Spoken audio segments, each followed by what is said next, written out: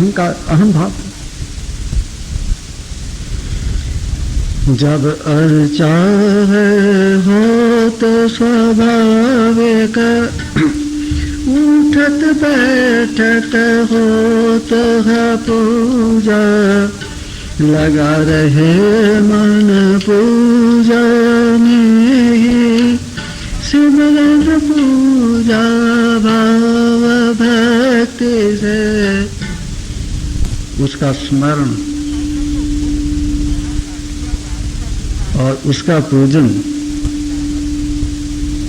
कैसे? भाव से और भक्ति से। हम भगवान का स्मरण तो करते हैं, किंतु स्मरण के साथ भाव है कि नहीं है? भगवान की याद करते करते भावना, भाव के साथ हम याद करते हैं या भाव के रहित याद करते हैं? पूजा हम भाव के सहित करते हैं या भाव से रहित करते हैं?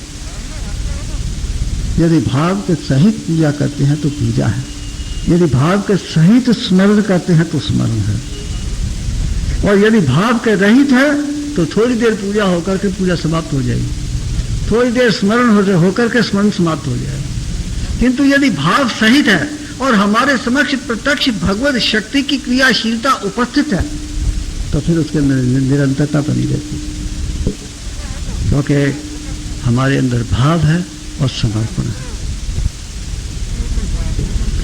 तीर्थ शिवोम जो सांचे भक्ते, तीर्थ शिवोम जो सांचे भक्ते, होत रहत है अपने आप, वो अपने आप होती रहती है।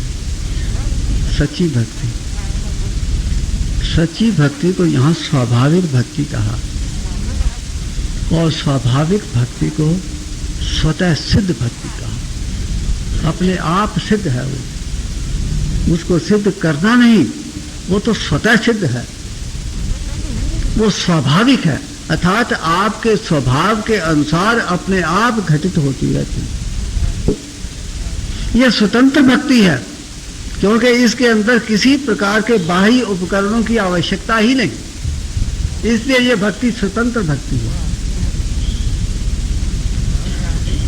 और इसी भक्ति को सगुण भक्ति भी कहा गया, क्योंकि निर्गुण ईश्वर की शक्ति सगुण रूप होकर आपके चित्त के संस्कारों के साथ मिलकर के, आपके चित्त के ऊपर उतर करके और उन संस्कारों के साथ मिलकर के और सगुण स्तर के ऊपर कार्यशील होकर के आपको अनुभव देती है। इसलिए सगुण भक्ति यही है। जो प्रयत्न पूर्वक बाह्य अर्चा है उसको सगुण भक्ति नहीं कहा जाता। जो बाह्य प्रयत्न पूर्वक पूजा है वो प्रतीक उपासना है, प्रतीक पूजा है। और जो अपने अंतर में स्वतः घटित होने वाली स्वाभाविक भक्ति है, जिसके अंदर की निर्गुण ईश्वर सगुण स्तर के ऊपर आपको अनुभव देता है, वो सगुण भक्ति है। और यही भक्ति सच्ची भक्ति है, क्योंकि इस भक्ति का आधार सत्य है। जो ईश्वरीय शक्ति है वो सत्य है, और उसकी जो क्रियाशीलता है, उसकी क्रियाशीलता होने के कारण, उस शक्ति की क्रियाशीलता होने के कारण इसको सत्य भक्ति कहा गया। तो तीर्थ शिवोम जो साचे भक्ते, होत रहत है अपने आपन, वो अपने आप घटित होती रहती है। किसी प्रयत्न की, पुरुषार्थ की, किसी मेहनत की, कुछ करने की आवश्यकता ही नहीं। ताही पूजा पार करावे, यही पूजा पार करवाती है। ये पूजा क्यों पार करवाती है? क्योंकि इस पूजा के अंदर संस्कार, संचित संस्कार क्रियाओं के माध्यम से क्षीण होकर के चित्त निर्बल हो जाता है। पूजा, प्रार्थना, साधना, इसकी आवश्यकता क्या है? ईश्वर के दर्शन करने के लिए नहीं। ईश्वर को प्राप्त करने के लिए साधना नहीं होती। ईश्वर तो आपको प्राप्त है, उसको प्राप्त करने के लिए किसी साधना की आवश्यकता नहीं।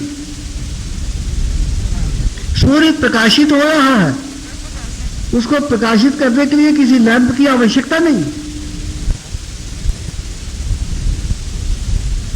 तो फिर साधना की आवश्यकता क्या है? साधना की आवश्यकता है केवल मात्र अपने चित्त को शुद्ध करने की। क्योंकि यदि हमारा किसी प्रकार से चित्त शुद्ध हो जाए तो ईश्वर अंदर से अपने आप प्रकट हो जाएगा, हमको आत्मदर्शन हो जाएंगे, आत्मस्थिति प्राप्त हो जाएगी। हमारे चित्त की अशुद्धि यही अड़चन है, और इसी अड़चन को दूर करने के लिए साधन किया जाता है। तो जो बाह्य प्रयत्न पूर्वक पूजा है वो हमारे संस्कारों को क्षीण नहीं कर सकती। जो हमारी मानसिक पूजा है उसका स्तर तो थोड़ा ऊपर है, किंतु फिर भी उसमें प्रयत्न है, इसलिए वो भी हमारे संस्कारों को क्षीण नहीं कर सकती। हमारे संस्कारों को क्षीण करने के लिए, हमारे चित्त को निर्मल और पवित्र बनाने के लिए केवल स्वाभाविक आंतरिक स्वतंत्र पूजा की आवश्यकता है, जिसमें किसी प्रकार के कोई भी बाह्य उपकरण की आवश्यकता ही नहीं।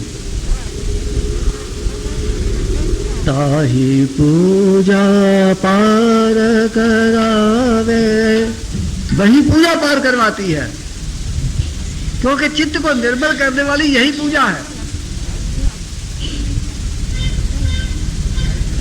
प्रयत्न पूर्वक बाह्य पूजा से भक्ति के प्रति आपके हृदय में भाव उत्पन्न होने में सहायता मिलती है। मानसिक पूजा में भी आपके हृदय में भाव को बढ़ाने में मदद मिलती है, किंतु चित्त के संस्कारों को क्षीण करके चित्त को निर्मल बनाने के लिए स्वाभाविक भक्ति की ही आवश्यकता है। जब तक आपके अंदर भक्ति स्वाभाविक नहीं हो जाती तब तक आपके चित्त के निर्मल होने का मार्ग भी प्रशस्त नहीं होता। ताही पूजा पार करावे, पार होत जन भाव भक्ति से। भाव और भक्ति से मनुष्य पार हो सकता है। हृदय के अंदर भाव हो, समर्पण का भाव, प्रभु के प्रति प्रेम का भाव, और भक्ति अर्थात सच्ची भक्ति हो, स्वतंत्र भक्ति हो, स्वाभाविक भक्ति हो। तो स्वाभाविक भक्ति और हृदय के भाव, समर्पण भाव और प्रेम भाव से युक्त होकर के साधक इस भव सागर से पार निकल जाता है। यह है मार्ग भक्ति का।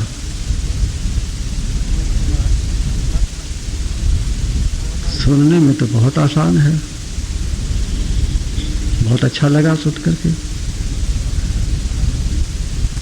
शब्द तो बड़े मीठे हैं, भवसागर से पार हो जाएंगे भक्ति की डोर पकड़ करके, और भवसागर से पार हो जाएंगे।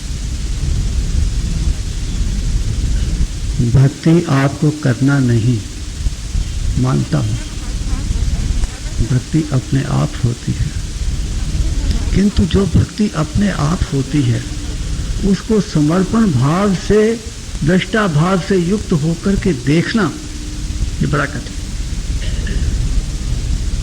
समर्पण भाव चित्त में पैदा होता ही नहीं। हमारे अंदर अहंकार ऐसा बैठा है, हम समर्पण की बातें सुनते रहते हैं और बाहर निकले और किसी ने कुछ कह दिया हमको अपशब्द जो हमको अच्छा नहीं लगा और एकदम हमको क्रोध आ गया, जैसे हमारे अहम को ठेस पहुंची, जैसे किसी ने हमारे मुंह के ऊपर एक थप्पड़ दे मारा हो। किसी ने कुछ, चाहे हमारी भूल हो, चाहे उसने वास्तव में ही कुछ ऐसे अनुचित शब्द कह दिए हों, कि हम एकदम से सुनते ही आग बबूला हो जाते, आपे से बाहर हो जाते। हमारे अहम को बड़ी ठेस पहुंचती है, बड़ी ठोकर लगती है। हमारी सारी भक्ति और सारी भक्ति की साधना और सारे सत्संग का प्रभाव एक क्षण मात्र के अंदर पता नहीं कहां रफू चक्कर हो जाता है। बड़ा कठिन है, किंतु कठिन है तो क्या किया ही नहीं जाए। कठिन मार्ग है तो उधर क्या चला ही नहीं जाए। कठिन मार्ग के ऊपर क्या कोई चला नहीं। इस कठिन मार्ग के ऊपर चलकर के क्या कोई पहुंचा नहीं। जिस मार्ग पर लोग चले भी हैं और पहुंचे भी हैं। ये ठीक है कि हजारों चलना आरंभ करते हैं तो कोई एक आध पहुंचता है, तो पहुंचता तो है। वो जो एक आध पहुंचता है, शायद हम भी उस एक आध में ही हूं जो वहां तक पहुंच गया। वैसे तो किसी उर्दू के कवि ने कहा है, सुना है कि शहर इश्क के गिर्द मज़ारें ही मज़ारें हो गई हैं। जो प्रेम नगरी है, प्रेम नगरी अर्थात भगवान का घर, भगवान के घर प्रेम नगरी को जाने के लिए कई निकलते हैं, बड़ी तैयारी करके, मन बड़ा पक्का करके, निश्चय करके, संकल्प करके भगवान को, यहां हम जाएंगे, भगवान को प्राप्त करेंगे, भगवान के दर्शन करेंगे, भगवान के घर रहेंगे, किंतु वहां तक पहुंच नहीं पाते। उस गांव के बाहर आसपास ही उनकी कब्र बन जाती है। तो सुना है कि शहर इश्क के गिर्द मज़ारें ही मज़ारें हो गई हैं, कब्रें ही कब्रें।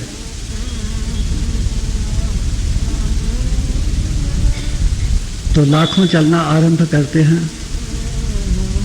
कोई एक आध पहुंच पाता है। ये इस बात का द्योतक है कि मार्ग बड़ा कठिन है, किंतु कठिनाई क्या है? कठिनाई केवल इतनी ही है कि हमें समर्पण का भाव है। समर्पण का भाव यदि हमारे अंदर किसी भी प्रकार से उत्पन्न हो जाए, जब जगत की ठोकरें पड़ती हैं, जब जगत में से आपको मान अपमान सहन करना पड़ता है, जब जगत के अंदर आपके ऊपर लांछन लगते हैं, जब जगत वाले आपका नाम धरते हैं, जब आप जगत की सेवा करते हो तो जगत आपको ठोकरें मारता है, सारा समर्पण का भाव काफूर हो जाता है। अरे मैंने जगत का इतना कुछ किया, जगत ने मुझे ये किया, अरे मैंने उसकी इतनी सेवा की, उसने मुझे ये, उसका बदला ये दिया। हमारा अहम खड़ा हो जाता है और हमारा समर्पण भाव समाप्त हो जाता है। किंतु जो साधक होते हैं, जो सच्चे साधक होते हैं, वो जगत के प्रत्येक अत्याचार को सहन करते हैं। जगत का तो काम ही है साधक के ऊपर अत्याचार करना। आपके ऊपर अच्छे भी अत्याचार करेंगे और बुरे लोग भी अत्याचार करेंगे। आपके अपने भी और पराये भी आपके ऊपर अत्याचार करेंगे। आपको सत्गुण दिखा करके भी अत्याचार करेंगे और तमोगुण दिखा करके भी अत्याचार करेंगे। महाराजा हरिश्चंद्र थे, उनके ऊपर इतने अत्याचार किए किसने? महर्षि विश्वामित्र।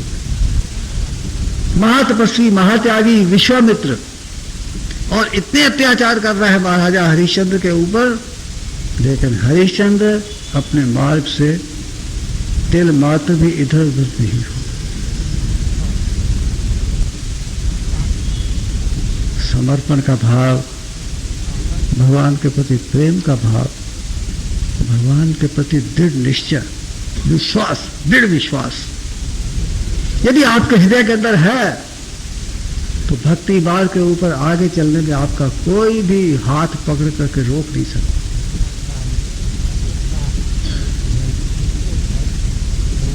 और यदि आप एक बार इस मार्ग पर चल दिए और थोड़ा सा आगे बढ़ गए तो जितना जितना आप आगे बढ़ते चले जाएंगे आप अधिक से अधिक आनंद की अनुभूति करते जाएंगे। आनंद बढ़ता ही चला जाएगा और नित्य नया आनंद आपको मिलता चला जाएगा। ये आनंद ऐसा है कि इसमें कभी कमी नहीं होती। हर रोज नया आनंद, हर रोज नया अनुभव, हर रोज नई उमंग मन के अंदर पैदा होती है। किंतु आरंभ करना बड़ा कठिन, क्योंकि आरंभ में आपको जगत से निपटना है और जगत से निपटने में आपको बड़ी कठिनाई देखनी पड़ती। कितनी कठिनाई? उसकी कल्पना उस कठिनाई को सहन किए बिना नहीं हो सकती। इतनी कठिनाई आपको सहन करनी पड़ेगी। तो मेरा कहने का भाव यह है, ये मैं आपको आपके मन को गिरा नहीं रहा, आपके मन को तैयार कर रहा भक्ति मार्ग पर चलने के लिए, भक्ति मार्ग पर आगे बढ़ने के लिए और भक्ति मार्ग के कष्ट सहन करने के लिए, क्योंकि कष्ट सहन करने के पश्चात फिर आपको आनंद की प्राप्ति होगी। पहले तो आपको कष्ट सहन करने पड़ेंगे, दुख सहन करने पड़ेंगे, आपका चित्त विक्षिप्त होगा, आपका चित्त दुखी होगा, निराश होगा, आपका धैर्य बार बार टूटेगा। किंतु धीरे धीरे करके जैसे जैसे आपके पांव आगे बढ़ते चले जाएंगे तब फिर आपको आनंद प्राप्त होना आरंभ होगा। जैसे जैसे आपके पांव आगे बढ़ते जाएंगे भगवत प्रकाश आपके समक्ष अधिक से अधिक प्रकट होता चला जाएगा, प्रकाशित होता चला जाएगा। तो कुछ दूरी तक, कुछ दूरी नहीं, काफी दूरी तक आपको कठिनाइयों का सामना करने के लिए तैयार रहना चाहिए। तो मैं आपके मन को गिरा नहीं रहा, आपके मन को तैयार कर रहा हूं। आपको केवल इतना ही बतला रहा हूं कि मार्ग बहुत कठिन है, इसलिए तैयारी पूरी कर लो। पूरी तैयारी से आप आगे बढ़ो। चढ़ाई बहुत कठिन है, रास्ता कंटीला है, पथरीला है, आपके पांव छिल जाएंगे, जख्मी हो जाएंगे, किंतु धैर्य पूर्वक और यदि समर्पण का भाव आपके अंदर है तो उस कठिनाई में भी और उस दुख में भी और उन कष्टों में भी आप भगवत प्रेम और भगवत विश्वास की डोरी को अपने हाथ से मत छोड़। भगवत प्रेम और भगवत विश्वास की डोरी को पकड़े रखो और आगे बढ़ते चले जाओ। सब प्रकार की कठिनाइयां धीरे धीरे आपके मार्ग से अपने आप हटती चली जाएंगी, दूर होती चली।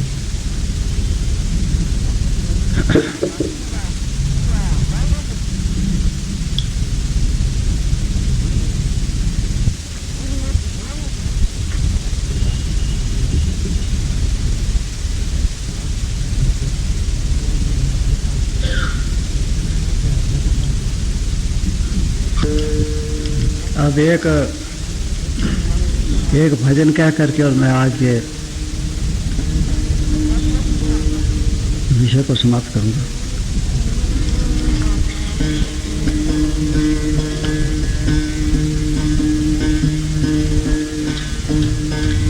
जिस घर में तो घर है तीना, घर ये तेरा घर है नाये। जिस जिस घर में तो घर है कीना, घर ये तेरा घर है नहीं, घर में लागा मेरा तेरा, घर में लागा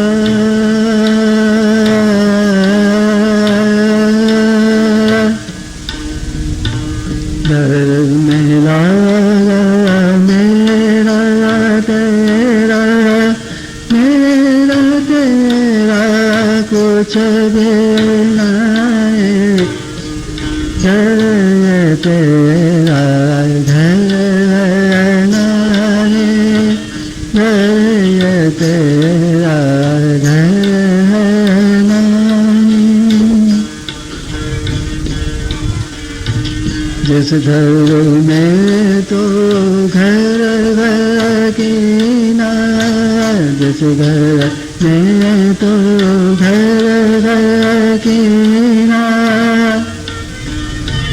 घर तेरा घर नहीं, घर तेरा घर नहीं।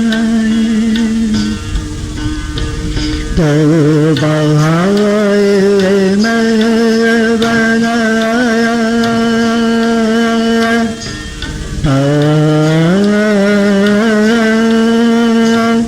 तो बहाए मैं बनाया, कंकर पाथर जोड़े जोड़े,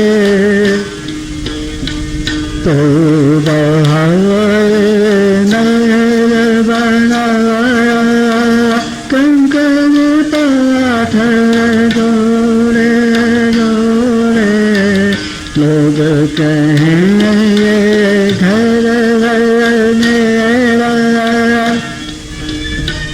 लोग कहें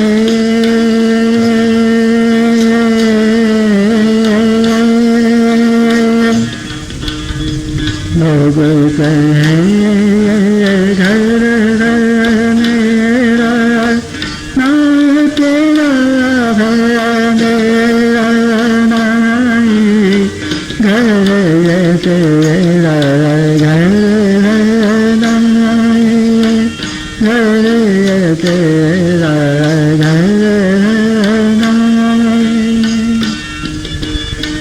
जिस घर में तो घर कीना, ये तेरा घर नहीं, घर तेरा घर नहीं।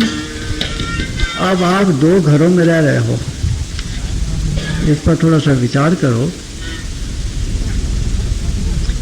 एक तो आप उस घर में रह रहे हो जिसको आप घर समझे हो, मकान जिसमें आप रहते हो, और दूसरा घर वो है जिस घर में जिसको आप उस घर में रखते हो, अर्थात ये शरीर, इस शरीर में आप रहते हो और ये शरीर इस मकान में रहता है। तो आपने अपने आसपास पहला घर बनाया जिसका नाम है चित्त, और चित्त के बाद आपने दूसरा घर बनाया, उसके ऊपर थोड़ा और बड़ा, थोड़ा और स्थूल, उस घर का नाम है शरीर। और फिर तीसरा एक आपने उसके ऊपर एक और अधिक स्थूल एक और खोल चढ़ा दिया, जो आपने एक मकान बना दिया, एक घर जिसको आप घर समझे। तो अभी आपको इस घर में से शरीर के घर में जाना है, और शरीर के घर में से चित्त के घर में जाना है, और चित्त के घर में से फिर अपने असली घर आत्मा में जाना है।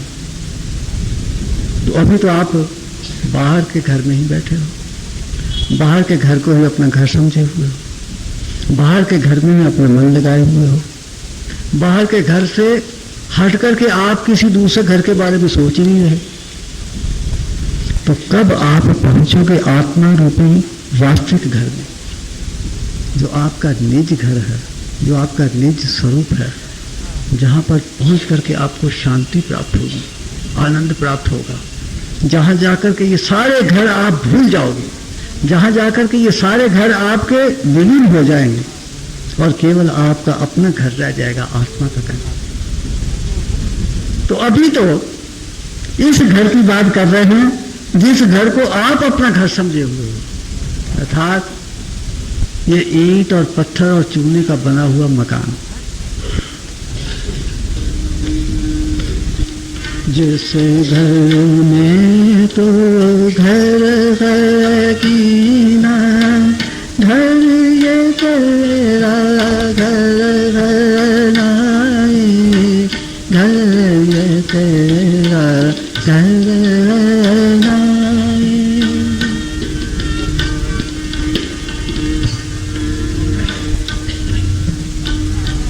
जिस घर में तो घर के ना, घर ये तेरा घर है नाई, घर ये तेरा घर है नाई।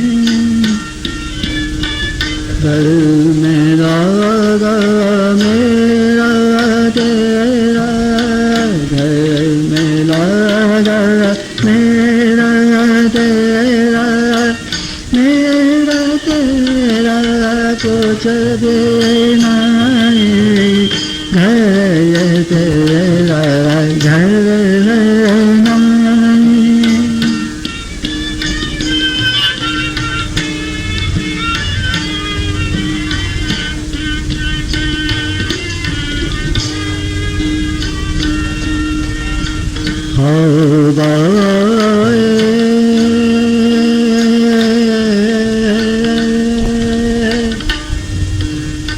तो मैल बनाया कंकर पाथर जोड़े जोड़े, तो मैल बनाया कंकर पाथर जोड़े जोड़े। लोग कहेंगे घर घर मेरा,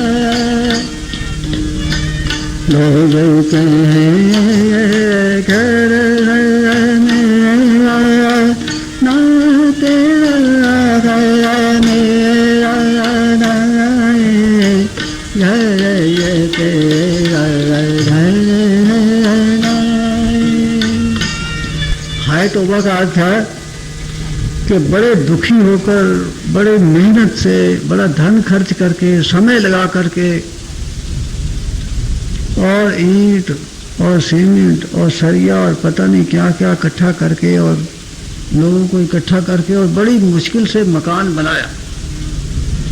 हाय तौबा, महल बनाया, कंकर पत्थर जोड़े जोड़े। लोग कहें ये घर है मेरा, फिर उसके अंदर आसक्ति हो जाती है, ये घर मेरा है, मैंने बनाया है, और मेरे बाद ये मकान मेरे बेटे का हो जाएगा, फिर मेरा बेटा और बहू इसमें रहेगी। मेरा बेटा और मेरा घर, मेरा बेटा मेरे घर में रहेगा। तो कहते हैं कि ठीक है कि लोग कहते हैं कि ये घर मेरा है, किंतु यदि विचार करके देखा जाए तो ये घर न तेरा है और न मेरा है, केवल मात्र आसक्ति है, मिथ्या अहंकार है, लोभ है, इसके अतिरिक्त। और ये सब मन के भाव हैं, और ये मन के भाव बदलते रहते हैं। कभी सत्वगुण आ जाता है तो एकदम आदमी महात्मा बन जाता है, और तमोगुण रजोगुण आ जाता है तो आसक्ति खड़ी हो जाती है, फिर ये मेरा है और ये मेरा नहीं है।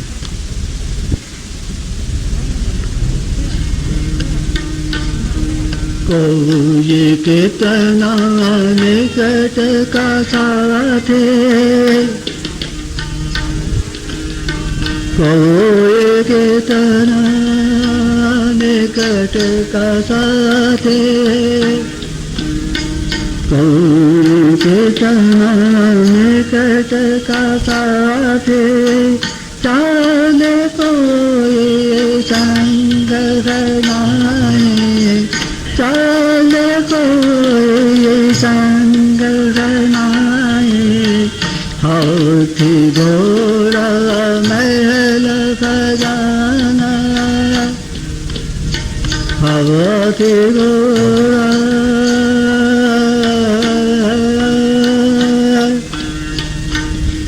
हाथी घोड़ा महल खजाना, पर यही सब कुछ गिराए, घर तेरा घर रहना, घर तेरा घर रहना।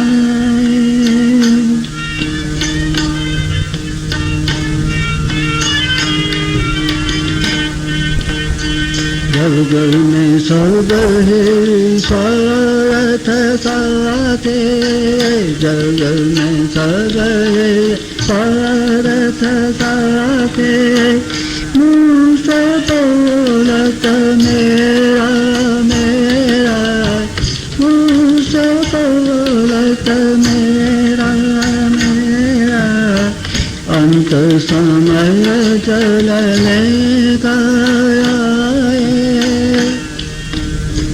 अंत समय चलने का, अंत समय चलने का, साथ को भी चलत रहनाए, घर तेरा घर रहनाए, घर तेरा घर रहनाए। कोई कितना भी नजदीक का हो, प्यारा हो, विश्वास पात्र हो, किंतु कोई भी साथ नहीं चलेगा। कहने को तो सब कहते हैं मेरा मेरा, मेरा भाई है, मेरा मित्र है, मेरे पिताजी हैं, मेरा लड़का है, मेरी पत्नी है, किंतु ये सब मेरा मेरा केवल मुंह से कहते हैं। सब स्वार्थ में डूबे हुए हैं। यदि पत्नी को पति प्यारा लगता है तो इसलिए नहीं कि पति उसको प्यारा है, उसको पति इसलिए प्यारा है कि उसकी मन की कामनाएं उस पति के माध्यम से पूरी हो रही है। यदि पति को पत्नी प्यारी लगती है तो इसलिए कि उस पत्नी के माध्यम से उसके मन की वासना पूरी हो रही है। एक पत्नी मर गई तो दूसरी लिया, दूसरी मर गई तो तीसरी लिया।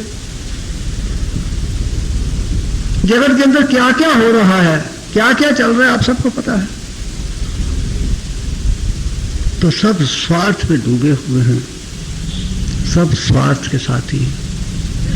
मुंह से कहते हैं ये मेरा भाई है, ये मेरा पति है, ये मेरी पत्नी,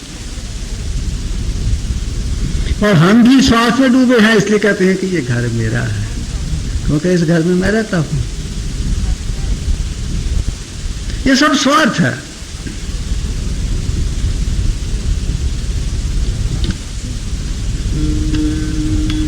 तीर्थ शिवोम मान मन मूलक, तीर्थ शिवोम मान मन मूलक, लाभ इसी में है तेरा। तीर्थ शिवोम मान मन मूलक, लाभ इसी में तेरा। एक दिन वन ही बासा होवे,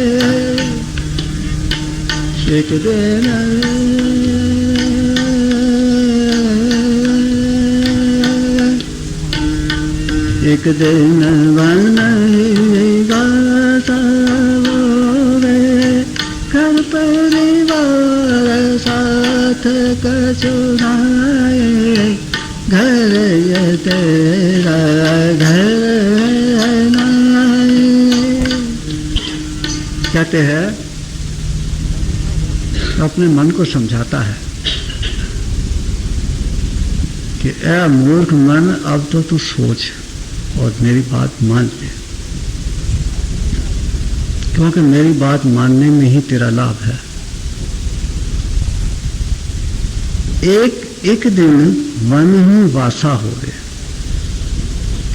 जंगल में तेरा वास होगा, या तो शमशान में जाकर के उसको दिला देंगे या कब्रिस्तान में जाकर उसको गाड़ देंगे।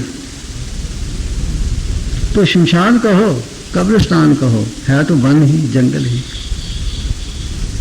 तो एक ना एक दिन तुझे जंगल में जाकर के पटक देंगे। कोई तो तुझे पटक करके गाड़ देगा और कोई तुझे लकड़ी रख करके जिला डालेगा।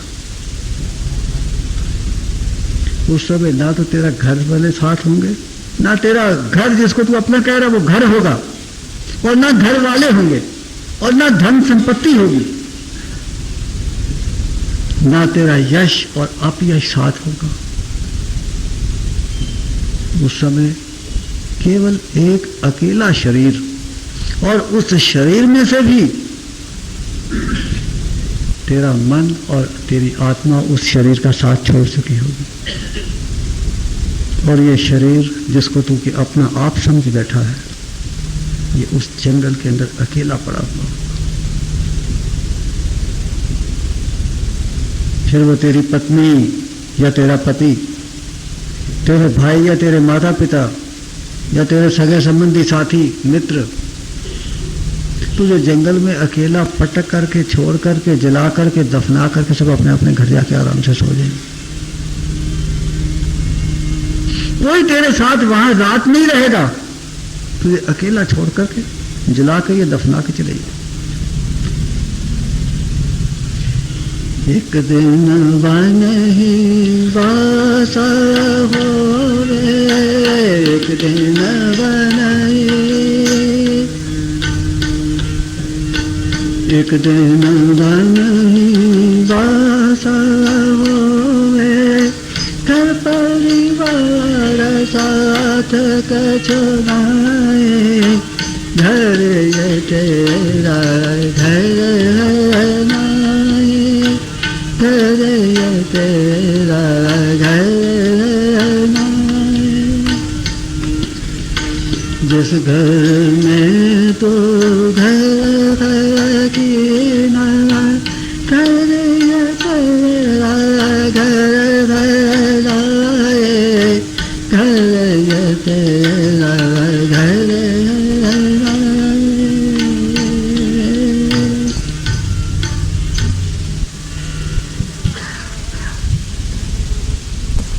आज के सत्संग का समय समाप्त हो गया और हम भी थक गए, इसलिए आज के सत्संग को मैं यहीं विराम देता हूँ। अगले इतवार को हम फिर इकट्ठे होंगे। फिर गुरु महाराज भगवान जैसा भी करवाएगा, जैसा बुद्धि देगा, अगले सप्ताह फिर चर्चा करेंगे। हम यहाँ से क्या लेके जाते हैं, खाली जाते हैं या कुछ जो बातें सुनी हैं, जो एक मन बनाया है, उसको साथ लेकर के जाते हैं। ये तो व्यक्ति के अपने ऊपर होता है। प्राय तो यही रहता है कि जो सत्संग सुनते हैं उसको वहीं छोड़ के जो जैसे आए थे वैसे के वैसे ही चले जाते हैं। किंतु मैं समझता हूँ कि आप लोग वैसे नहीं हो। आप कुछ पल्ले से खोल के फेंकना और कुछ पल्ले में बांध लेना। जो छोड़ना है उसको छोड़ना और जो पकड़ना है उसको पकड़ लेना। साधन का मार्ग ऐसा चलता है कि एक सीढ़ी चढ़ते हैं और जो सीढ़ी चढ़ते हैं उसी सीढ़ी के सहारे फिर चढ़ करके दूसरी सीढ़ी पर जाते हैं और दूसरी सीढ़ी पर पहुंचने के लिए फिर पहली सीढ़ी छोड़नी पड़ती है। पहली सीढ़ी जिस पर हम पहले बड़ी मुश्किल से चढ़े थे उसी के सहारे दूसरी सीढ़ी पर चढ़ करके फिर पहली को मुंह त्यागना पड़ता है, उसको छोड़ना पड़ता है। और फिर दूसरी सीढ़ी से तीसरी सीढ़ी जाने के लिए दूसरी सीढ़ी सहारा होती है और तीसरी सीढ़ी पर पहुंच करके दूसरी का मुंह छोड़ करके उसको भी त्याग देना पड़ता है। तो इसी तरह ये छोड़ना है, इसको छोड़ने के लिए ये पकड़ना है। जब एक पकड़ लिया तो फिर आगे पकड़ने के लिए उस पकड़े हुए को छोड़ना पड़ता है और फिर आगे जाकर के जो पकड़ा फिर उसको भी छोड़ना पड़ता है, फिर कुछ और पकड़ना पड़ता है। इस तरह से साधना में पकड़ना और छोड़ना, छोड़ना और पकड़ना, कब क्या छोड़ना और कब क्या पकड़ना, बस यही साधना है। जो छोड़ना और पकड़ना जानता है कब क्या छोड़ना है और कब क्या पकड़ना है, जिसको इस बात की समझ आ जाती है, बस वो अच्छा साधक है। तो मैं समझता हूं कि आप सब भगवान के भक्त तो हो ही, थोड़ा या बहुत भगवान के प्रति प्रेम आपके मन में है। यदि नहीं होता तो अपना समय बर्बाद करके कुछ थोड़ा बहुत धर्म व्यय करके आप यहाँ कैसे आते, क्यों आते? यहाँ 2 घंटे 2.5 घंटे क्यों बैठे रहते हैं? तो कुछ ना कुछ तो मन के अंदर भाव होना ही चाहिए। कोई पूजा पाठ करते हैं, कोई साधना करते हैं, कोई कुछ करते हैं। बस पकड़ना और छोड़ना यदि आपको आ जाए तो समझो कि धीरे धीरे करके आपका काम बनता है। तो अब इस समय यही उत्तम है कि अब जो सत्संग है उसको छोड़ दिया जाए और अगले सप्ताह इसको फिर पकड़ लिया जाए। तो इसके साथ ही साथ अब मैं सत्संग को विराम देता हूँ। हरि ओम तत्सत। श्री गुरु महाराज की जय। नमः पार्वती पते। हर हर महादेव।